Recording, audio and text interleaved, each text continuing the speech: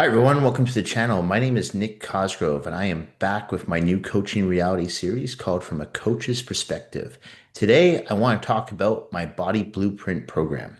Now, if you go on my YouTube shorts, if you go on my Instagram reels, if you go on my Facebook group page, you'll notice I post a lot of content daily.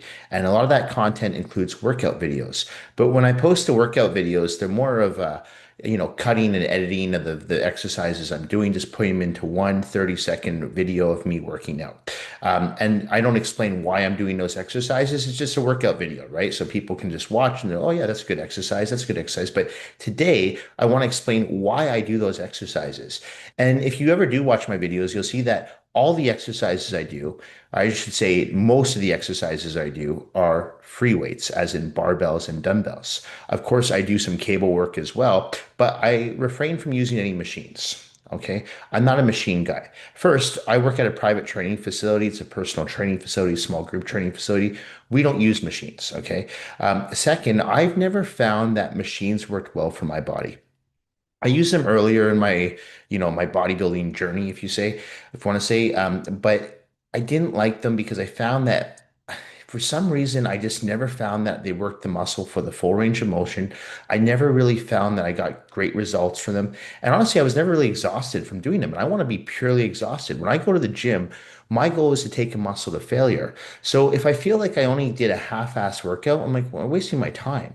Whereas when I'm doing like a barbell squat, for example, I have to stabilize that weight. If I'm doing a dumbbell bench press, I have to control that weight. If I'm doing that on a Smith machine or hammer press machine, the machine dictates the motion for me. So it's doing half the work.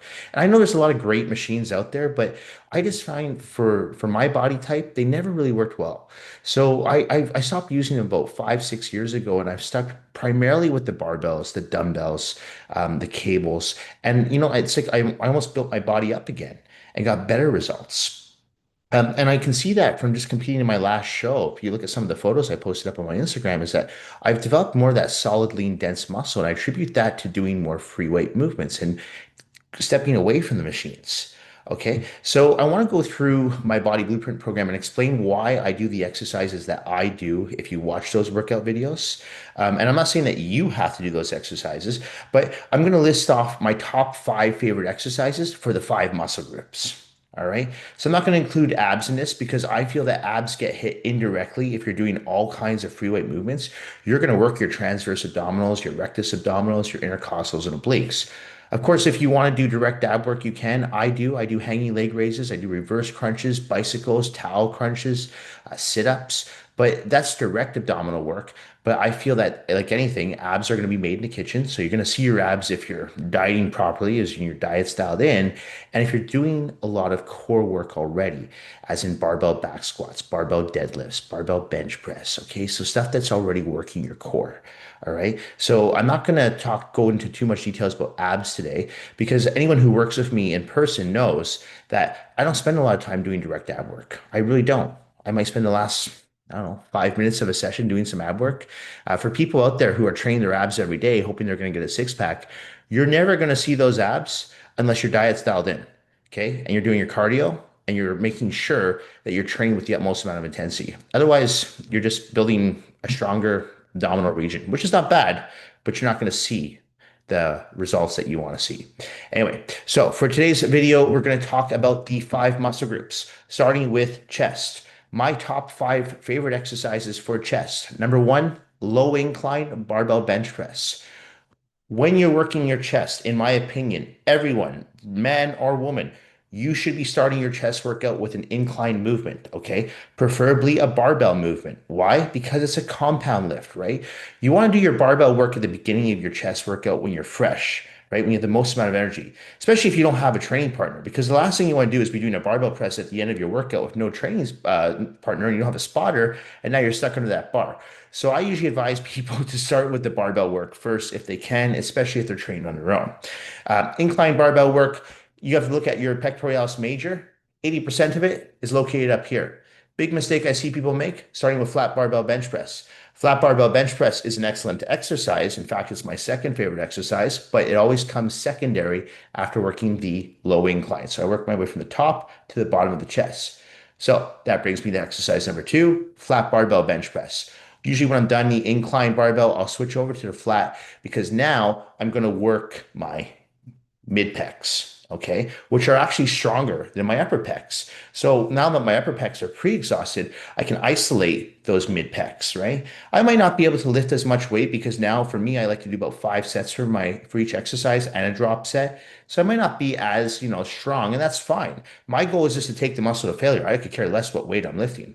So if I'm only bench pressing 135 pounds, which is fairly light, but I'm taking the muscle to failure and I can feel my chest like it's on fire. That's all I need. So I'll typically go from the flat barbell bench press now to a high incline dumbbell press. Again, going back to the upper pecs, but I use a slightly higher incline. Okay.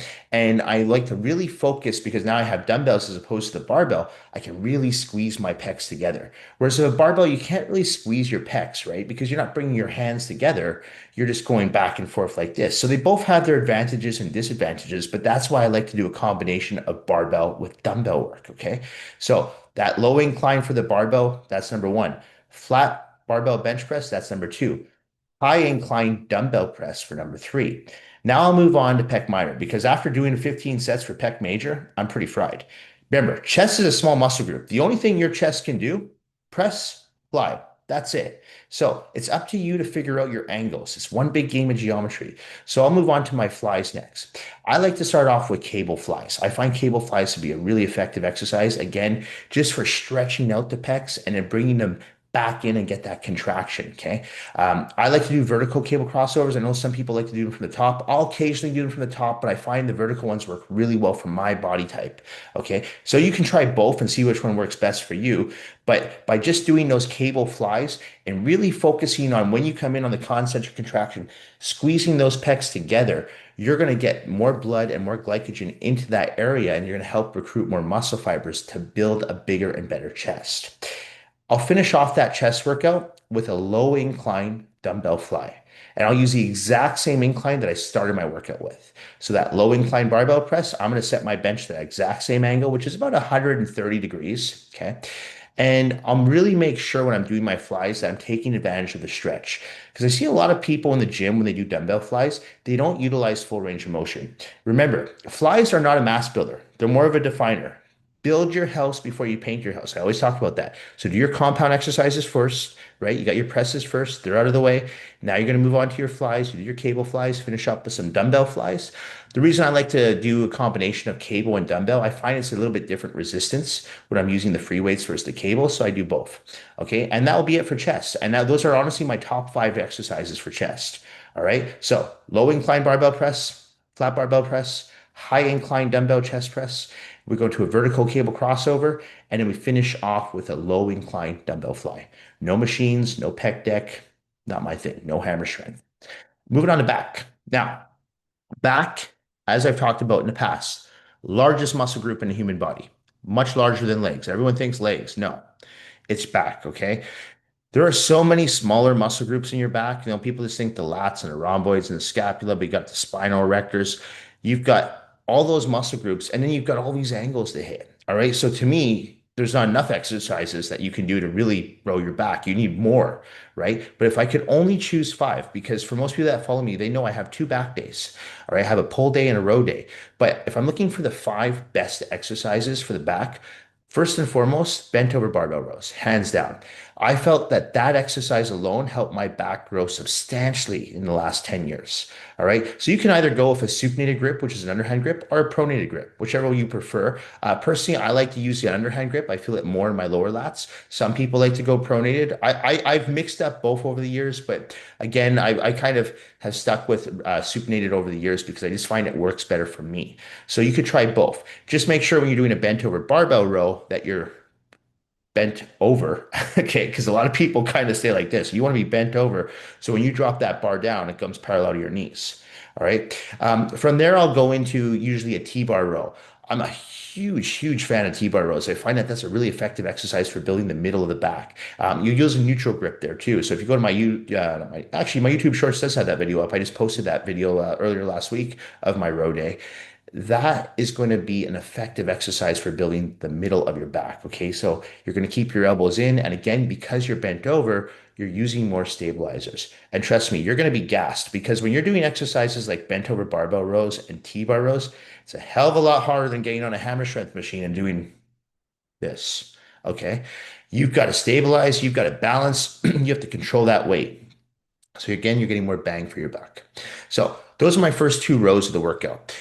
Then I would switch over to, let's say, a pull down of some sort. Now, I really find that the pronated grip lat pull down works really well for me. And because I'm only choosing 5 exercises here, I want to make sure I'm utilizing all my grips. So with my bent over barbell row, I'm going underhand. With my T-bar rows, I'm going neutral. And with my lat pull down, I'm going pronated. So I've got 3 different grips there. 3 different areas of the back. I'm working my outer lats with a lat pull down, bringing it down, making sure that bar hits my clavicle. One thing I always tell my clients when doing a lat pull down, and I see a lot of people doing this wrong, they don't bring that bar down all the way. You've got to make sure that bar comes down, touches your clavicle, right back up. Don't bang it off your clavicle. Touch your clavicle, squeeze your lats, bring it back up. Control. Okay. So that would be 3. My fourth exercise, I'd like to get at least one more pull down. My second favorite pull down to do is going back to that neutral grip, close grip, pull downs. You could use the same V bar, triangular bar, whatever you want to call it, that you used on your T-bar row, keeping those elbows tucked in. Now, the pull downs that I'm referring to, you can go again to my YouTube shorts. I actually put back day part 1 up, and that was my pull down workout. Both of those exercises are included, the lat pull down and the close grip lat pull down. With one exercise to go on station number 5, if I had to choose only 5 stations, because remember, I have a lot of exercises for my back. I have 2 separate days, but I'm like, okay, well, if I only had one exercise left, what would that be? One arm dumbbell rows. It's another free weight movement. It's a nice lateral movement. Because here's the thing, when you're working one side of the body at a time, you're going to expose your weaker side. When I do a T-bar row, when I do a bent over barbell row, when I do a lat pull down, when I do a close grip pull down, those are all great exercises. But if, for example, my right side is stronger than my left, I'm most likely going to pull more of my right than my left when fatigue sets in. So if I'm doing an isolateral movement and I'm doing my right side, then I do my left side, when my left side starts to fatigue, my right side can't help it. So you're going to help balance out the muscle groups. So any muscular imbalances that you have with your back will be exposed and will be actually stimulated correctly with a one-arm dumbbell row. I like to throw isolateral work in towards the tail end of a workout as opposed to the beginning. I just find that doing again those compound lifts first work really well. So those would be my 5 top back exercises. Yes, I'm well aware I left out deadlifts, but if you followed me for years on the No Filter Q&A, you know that I'm not a huge advocate of deadlifts. Okay. I find that the ROI is not great on them. I find that there's more risk to benefit. I've seen many people injure themselves over the years, especially people who are don't know what they're doing, and even people who do know what they're doing. Okay. So I feel like, you know what, it's not worth it. So I don't do them. But again, if you like deadlifts, I'm not saying don't do them. They're just not in my top 5 for back exercises. Now we move on to shoulders. All right. So your shoulders, small muscle group again, like the chest, but very complex muscle group. In my opinion, probably the most complex muscle group. One of the muscle groups where you see the most injuries too. You always hear about people either dislocating their shoulder, tearing a rotator cuff, right? So our people just naturally have tight shoulders, right? I call it kyphosis lordosis, which is a postural misalignment. You see it with a lot of people who do this, the hunchback, right? They don't do this. I catch myself doing it from time to time. So you want to make sure that you're stimulating every area of the shoulders. Now, because it's a small muscle group, you have to make sure that you're being strategic with it, right? Because you don't want to hurt yourself. So you have to remember, you have your what we call your anterior deltoid, which is the front head, your medial deltoid, which is the side head. You have your posterior deltoid, which is the back head, which is not to be confused with the back, because that's actually part of what we call your posterior deltoid chain. So it's connected to the lats, but it's not part of the back. Okay, you're not going to be able to hit that muscle by doing rows and pull downs. Okay, I'll get to that in a second. And then you have what we call your trapezius. Okay. So your trapezius is like an upside down triangle on your upper back. So think of an upside down triangle, and that's on your upper back. All right. So I know, knowing that, I've got to get at least 4 exercises because I want to work my anterior, I want to work my medial, and I want to work my posterior. Maybe it's the OCD in me, but I want to make sure I cover all my bases in addition to the trapezius. All right. So first exercise that I like, standing barbell military press.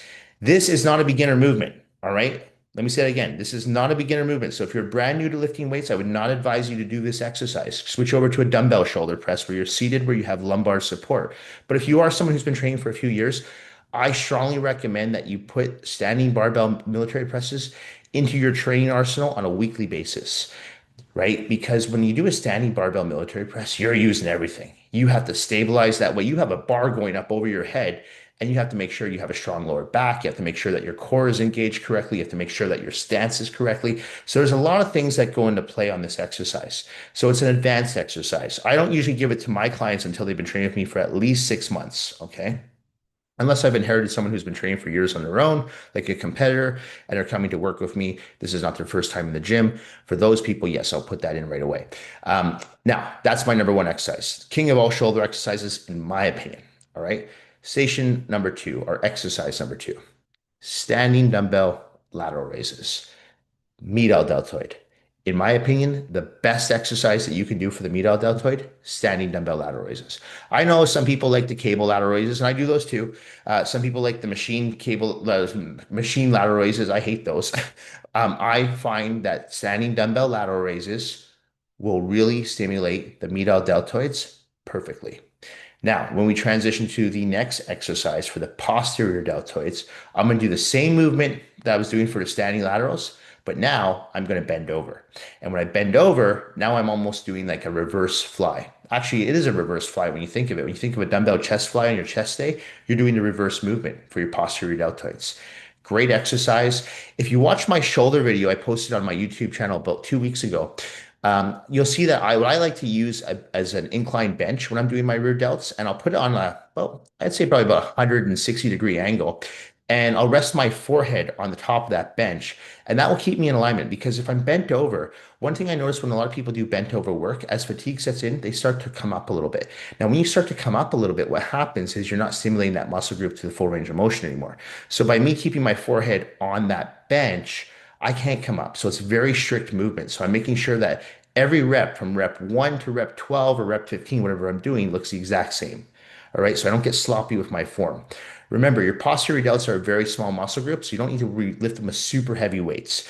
In fact, I see so many people doing rear delts with like 40-pound dumbbells and they're 30-pound dumbbells. And the thing is, they're using more lats. You have to make sure that you're working your posterior delts. So go lighter and feel the delts contract.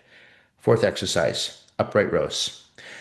I have never been a fan of shrugs. You see people doing shrugs in the gym. I hate that exercise. I find I used to do shrugs when I first started training. I noticed my neck got bigger. I hated that look. So I stopped doing them immediately because once I read up on what shrugs do, they actually make your traps bigger, which is true, but they also make your neck erectors widen out. So I'm like, I don't want to have that. I want to have a neck.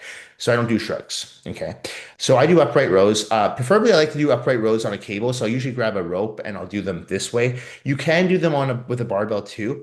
I just find that there's more risk for shoulder impingement when you do it with a barbell versus a cable. That's my own personal opinion. I mean, I used to do them with a barbell, but again, they never felt right. So that's another thing too, when you're training, just because I'm giving you my top five exercises, these don't have to be your top five exercises, but these are the exercises that work for my body type. So I like to do standing rope upright rows, which is also listed in that shoulder video I posted 2 weeks ago on my Instagram reels and my YouTube shorts. All right. So that will work your trapezius. Now that leaves me with one exercise to go. And if I can only choose one more exercise, all right, so I've already worked the anterior deltoid, I've already worked the medial deltoid, I've already worked the posterior deltoid, and I've already worked the trapezius. I'm going to go back to one more exercise for the medial deltoid. And that exercise is going to be seated lateral raises. Okay, so a little bit different in standing. It's a little bit more strict because you can't use any momentum. Let's face it, when we're standing, we all use a little bit of momentum towards the end of a set. I do it sometimes. I'm guilty of it. Not every rep is perfect, but when you're seated, there's nowhere for you to swing. You're seated. So it's a great isolation exercise to really cap off those shoulders. The reason I'm not choosing to work the anterior deltoid with another exercise or the posterior deltoid with another exercise is because I feel like if I'm doing chest, my anterior deltoids are getting some work.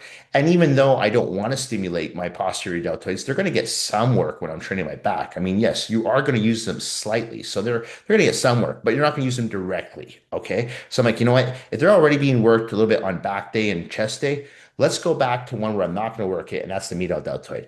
Plus, the medial deltoid gives you that illusion, that cap that you see people have. Believe it or not, I even have it right here, and a lot of people think that's part of your bicep. It's actually part of your medial deltoid. So it makes your shoulders look bigger, right? So it's all an illusion. So those would be my top five for shoulders. All right. So We've got chest out of the way. We got back out of the way. We got shoulders out of the way. What's next? Arms, bis and tris. The most boring day of the week to train. Actually, I just trained arms this morning at 4:30 a.m. Crazy, eh? But I hate train arms. They're such a boring muscle group to me. But I need to train arms, okay? Especially according to the judges who judged me last week. I had a lot of feedback and a lot of positive feedback, but the negative feedback was directed towards my triceps. And I agree with that 100% because I'm guilty of this. I got away from the basics with triceps. I became a cable boy only. Okay. It's like, I don't really want to do my free weights, but free weights are necessary. So if we're looking at five, and I'm gonna cheat here a little bit because we're combining two muscle groups. So let's cheat here a little bit, guys. I'm gonna give six exercises for the arms. Okay. So three for the biceps, three for the triceps, because again, the OCD in me wants to make sure that I'm stimulating both equally. Okay. So I can't choose five. I can't have three exercises for the triceps and two for the biceps or vice versa. No, that's like for me, that's like holding in a sneeze. It's going to drive me crazy. So I'm breaking the rules. I'm breaking my own rules here, giving three exercises for the biceps, three exercises for the triceps. So let's start off with the triceps. Close grip, flat barbell bench press. Elbows in, boom, like this. A lot of people can't do this exercise, so I'm not advising everyone out there to do it. Okay. If you have a shoulder issue, do not do this exercise. If you are someone who is new to the gym, do not do this exercise. I'm talking to the people who've been training for 1, maybe 2 years, who no shoulder issues, no shoulder mobility issues, no flexibility issues, haven't torn a rotator cuff or anything like that. This is a great exercise. It's just like a flat barbell bench press. You're just going with a narrow grip, keeping your elbows tucked in, and you're pressing. All right. Great exercise for the triceps, one that I kind of shied away from the last few years, one that I just put back into my routine a few weeks ago after the show. And already I'm noticing my arms are starting to grow just because of that exercise. Seriously, it's crazy. So, and it's also helping me actually perfect my bench press because I'm noticing I'm stronger on my chest day now. And I attribute that to doing the close grip presses. So just by doing three arm workouts, I'm already noticing that's making a difference. Okay. So close grip barbell bench press would be station one. Station number two, I am going to go to a cable and I'm going to pick the narrow bar press downs here. I like to use the rope as well, but if I can only choose, three exercises here, I'm going to be selective. I like that narrow bar because I feel it hits that back head of the tricep just perfectly. You have to remember your triceps have three heads. They have your upper head, your side head, and your back head. So you want to make sure if I'm going to choose three exercises, I want to make sure I'm hitting all three heads. Again, OCD in me. I can't just pick one head. So narrow bar press downs, you've seen it before. If you haven't seen it, go to my Instagram reels, go to my YouTube shorts. I put up an arm workout the other day. You will see it. All right. So that's station number two, exercise number two. My third and final exercise for triceps, one that's been in my arsenal for years. I've never taken it out. High incline skull crushers, preferably used with an easy bar. Okay, I don't really like using it with a straight bar. Easy bar is perfect because it's cambered, get a nice contraction in those triceps. Perfect. I love that exercise. I feel that so well in my triceps. When I do that exercise, my triceps are on fire from like rep number three. All right. And especially for me, because I usually put that exercise as a finisher for my workouts, and it's brutal. Um, a lot of people will use dumbbell skull crushers. That's fine too. But I find with dumbbell skull crushers, the problem is it's really hard to control. You start to get as fatigue sets in, your arms start to go out. So the skull crushers done on an easy bar keeps things a little bit more strict. All right. And you'll notice that I have a slight tweak to that movement where I do it on a high incline versus a flat bench where most people do the skull crushers. A good friend of mine, him and I, Dan Murphy, we created that exercise together. Well, I would say, we shouldn't say we created that exercise, but I don't remember how we came about that exercise. Maybe it's his idea, maybe it was my idea, maybe we stole the idea. But back in, I think it was like 2008 or nine. He might have a better memory on this than I do. But we always did our skull crushers on an incline and it worked really well for us. All right. So that's one I've kept in. I never liked doing it on a flat bench. It just didn't work well for me. So incline all the way. All right, so those are my three tricep exercises. My three bicep exercises. Again, I'm going to go back old school. Going to take that same easy bar that I'm doing the skull crushers with, and I'm going to start with that. Easy bar curls, in my opinion, the best bicep exercise you can ever do. All right. And the reason for that is I find it really hits both. Now, just for context here, your biceps have two heads, right? You have your longer head and then you have your peak. Okay. So we have long head, short head, not very big. So you want to, with Easy Bar, the great thing with that is you can actually work both heads because you can work your short head on the concentric contraction and your long head on the eccentric contraction. So that's number one. I always throw that in. That's actually my first exercise for my biceps. Second one, you know what? I'm going to go with a barbell curl because even though it's another bar, now we're using a straight bar. So we're working the longer head, right? And I find that exercise really effective for building the length in the bicep and just building more detail in that area. So more mass, more detail. Different bar, different resistance on that bicep. My third and final exercise for the biceps, old school dumbbell curls. But again, if you go to that video of me that I posted on my YouTube Shorts, Instagram Reels, I like to do seated dumbbell curls, not incline. I'm not a big fan of incline bench curls because I find when you're leaning back like this, I don't, maybe I have tight shoulders, I don't know. I feel it more in my shoulders than my bicep. So I actually just use a bench. I put the bench pretty much at 90 degrees, almost at 90 degrees. And I just make sure I'm bringing the dumbbells just at the chest level because I'm working my short head. I'm not trying to duplicate what I did with the easy bar and the barbell by bringing it above my clavicle. Now the contraction ends at chest level. My elbows are retracted. That's going to work the short head of the bicep. And you better believe you put that one in midway through your workout, towards the end of your workout, your biceps are going to feel like they're on fire. And when I do that exercise, when I get to about 10 reps, I can't even contract my arms because you're so full of blood and biceps, or sorry, blood and glycogen in the biceps. So those would be my top three for the biceps. So we got close grip, barbell bench press, narrow bar cable press downs, incline skull crushers, easy bar standing curls, barbell standing curls, and then seated dumbbell curls. Those are my six. I know I'm cheating, but they're my rules. I'm breaking them. My six favorite exercises for the arms. Now, that leads me to legs. Okay, leg day. Back when I used to compete when I was younger, I used to have two leg days. One was for the quads, one was for the hamstrings, glutes, and calves. Now that I know I competed recently, so I can't say I no longer compete, but now that I'm retired again, I should say, I'm back to this one leg day.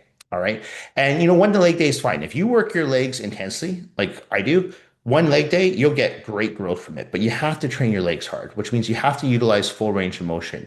You have to make sure, in my opinion, you're using lots of volume and you're using lots of drop sets, supersets. That works really well, I find, for legs. Okay. So that's my recommendation because I get a lot of people that do ask me, what do you do for your legs? Well, that's what I do for my legs. And oddly enough, I will be posting a video this week of my leg workout, which doesn't look like much because there's no leg press, there's no hack squats, there's no leg extensions.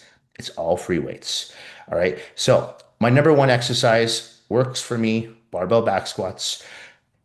I have posted numerous videos of myself doing barbell back squats over the years. I recently posted last week on my Instagram a drop set video. I checked that out. If you're not sure how to do drop sets, a triple drop set of how I do my barbell back squats. I do barbell back squats as the first exercise of every leg workout I do. And I always do a triple drop set at the end, always. That never changes. And I always do my barbell back squats with my shoes off. I'm not suggesting that you do that, but I will tell you that 90% of my clients like to squat with their shoes off because the incision in your calcaneus, which is your heel, is going to be much more effective when you're doing this barefoot. You're going to feel the squat more. You're going to be able to drive through that heel than you would with a shoe. And I don't care what type of shoes you have, the most expensive shoes, the best orthotics, whatever it is, nothing matches your natural heel. So I like to do my squats with my socks on, no shoes. That'd be number one. My second favorite leg exercise, lunges, walking lunges. I've talked about in the past how I attribute a lot of my leg development to walking lunges, probably more so than squats, but I don't really know which one gave me better results, but I know squats need to be in there, but lunges are, in my opinion, are a close second, if not tied for first, because I found over the years that that really helped bring in, even though lunges are more of a quad dominant exercise, I feel that it really helped me bring in a more of a glute hamstring tie-in because you want to utilize full range of motion. So what I typically do, if you watch my videos, you'll see that I'll do, well, you won't see because I don't record the whole thing. It takes forever, but I do 8 sets of 32 reps and I usually use plates. I don't even use dumbbells. I'll take two like 45-pound plates, 35-pound plates, 25-pound plates, whatever I'm doing, and lunge. All right. And I find that works really well.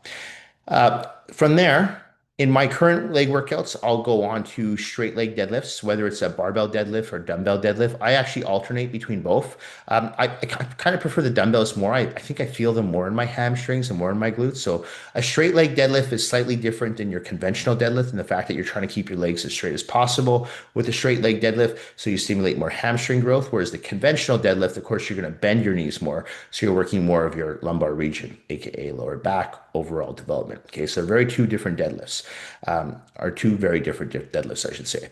So I like to do the straight leg deadlifts. So that would be for my hamstrings. My fourth exercise, which I also have in that video, are standing calf raises. Again, I don't have machines at my gym. I don't like machines, but I have a great calf exercise that you should check out. It's on the Instagram right now. It's on my YouTube shorts right now. And I posted that just the other day of me doing standing calf raises in the squat rack on a plate. Great exercise with that double tap. If you don't know what I'm talking about, check it out because honestly, I feel like once I started doing that exercise as opposed to the machines that I used to use, my calves grew. You have to remember your calves have what we call the gastrocnemius and the soleus. Okay, so two muscles in your calves. And that's why when I do calves, I do what we call a double tap. So I come up on my tippy toes once and I do it one more time. Have a barbell on my back. I'm sliding the barbell against the squat rack. So it's almost like it's just using it just as positioning so I don't lose my balance, but it's not helping me in any way. It's just making sure I don't lose my balance. Okay. So that would be for the calves. So I got two for my quads, and I've got one for my hamstrings, and I got one for my calves. My last exercise I like to do barbell hip thrusts. Now, a lot of guys out there are like, no, that's a woman's exercise. You don't do that exercise. I'm like, guys, if you ever watch women train, and I'm talking about women who train hard, women who train their legs hard, they throw in hip thrusts. Look at their asses. Their asses look great. All right. So for me, I'm like, well, wait a second. What are they doing? Because at the end of the day, men and women, we're built the same, right? Well, yes, we have some differences, but we're still muscular wise, we're built the same. Yes, men have more testosterone, women have more estrogen. Yes, I know this, but muscle wise, we both have pec major, we both have pec minor, we both have anterior medial, posterior deltoids, brachialis, we both have quads, hamstring, glutes, calves. So that doesn't mean, oh, well, I'm not a woman, so I'm not going to train like that. So if you think like that, you're an ignorant person because like if you watch anyone who's doing something or getting success out of it, you go up and say, "Hey, what are you doing differently? Show me what you're doing." And that's what I did. Like back in the day when I would go to these shows and I'd see what the girls or their glutes are looking like, my glutes don't look like that. So I talked to them. I'm like, I picked their brain. I'm like, what are you guys doing? Oh, barbell hip press. So barbell hip press have become a staple in my leg routine. And I find that exercise really help build up my glutes. So I do them. They work. I know people like using the hip abductor machine, or not the hip abductor machines, the hip thrust machines now. I'm not very well versed in that. I've actually never used one, so I can't really comment whether they work or not. But I will tell you that barbell hip thrusts work hands down. They work great. All right. So if you want to build your butt, whether you're a man or a woman, that's a great exercise. And guys, you know what? A lot of us are guilty. A lot of men out there, we're guilty of having flat asses. If you don't want to have a flat ass, do your barbell hip thrusts. So those would be my top five leg exercises. Barbell back squats, walking lunges, straight leg deadlifts, whether with dumbbells or barbells. Like I said, I like both, but I prefer dumbbells. Standing calf raises with a barbell and barbell hip thrusts. So those are my five favorite exercises for the five muscle groups. As I said, I'm leaving out abs. Okay. I don't, like I said at the beginning of this video, I don't believe that you need to dedicate a whole day to abs. I don't even think you need to dedicate more than 5 minutes to train abs because if you're doing all those exercises or most of those exercises, the ones listed in the leg workout and the back workout anyway, you're working your core indirectly. All right. So I feel like that's enough work for the abdominal region. As long as your diet's dialed in, you should be able to see your abs, in my opinion, year round. All right. I always talk about even right now when I'm in my so-called off season, I'm eating more. I can always see my abs first thing in the morning. And the day I can't, that's the day I got to scale back on the calories. I don't count calories, so I got to scale back on the macros. All right. So I always use the mirror as my guide. That's what's worked for me for years and continues to work for me to this day. Anyway, I hope this video was somewhat helpful for people who are trying to put together their own training split.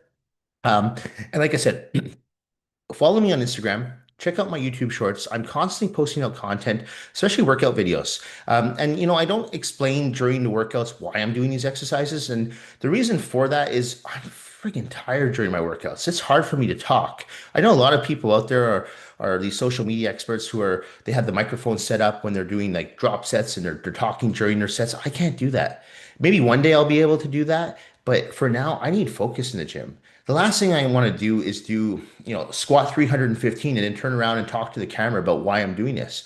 I'll be honest, when I squat 315 and then drop it down to 225 and then 135 and do 30 reps in a minute and a half, After I push stop on the button on the phone, I fall down on the ground. I can't talk, all right? Because I do put everything into it. So that's why I don't go through these tutorial videos when I'm working out in the gym. When I'm working out in the gym, I'm focused, all right? So that's why I don't really offer explanations as to why I'm doing certain things. Maybe one day I will. I mean, I do obviously have voiceover when I'm doing my training video or training programs for clients. I have all my training programs that I design for my online clients include customized training programs that have all the exercises with my voiceover explain how to do the exercise with me doing the exercise. But of course, I'm lifting lighter weight. In those videos, I'm just squatting the bar. I'm not squatting 315 pounds and say, do this, do that. Okay. So that's why I don't do that. But that's why I wanted to put out this video to explain why those exercises are in place, why I like them, and why I've gotten great results from them. So, I don't know, try them out. You might have some different muscle groups that are different exercises for those muscle groups that you prefer, and I say do them. You have to find out what works for your body, okay? Once you find a formula that works, though, stick with it. Don't keep changing shit up. Anyway, that's it for this week's not no filter Q&A. This is for the coaching reality. No filter Q&A just came out this past Monday. So you haven't checked it out, check it out today. This is for the coaching reality episode, my body blueprint program. This episode will be going up on Wednesday, April the 15th. As a reminder, if you have any questions related to your nutritional plan, workout program, supplements you are currently taking, not taking, or considering taking, please feel free to email me those questions at nick@foreverfitperformance.com, or you can DM me your questions on my Instagram at @fitcosgrove_. Thank you all for watching, for supporting my YouTube channel, my online coaching business, my in-house personal training business here in Vancouver, British Columbia. I truly do appreciate all the support and feedback that I receive from each and every single one of you. Thank you all again, and I will see you all next week. Bye for now.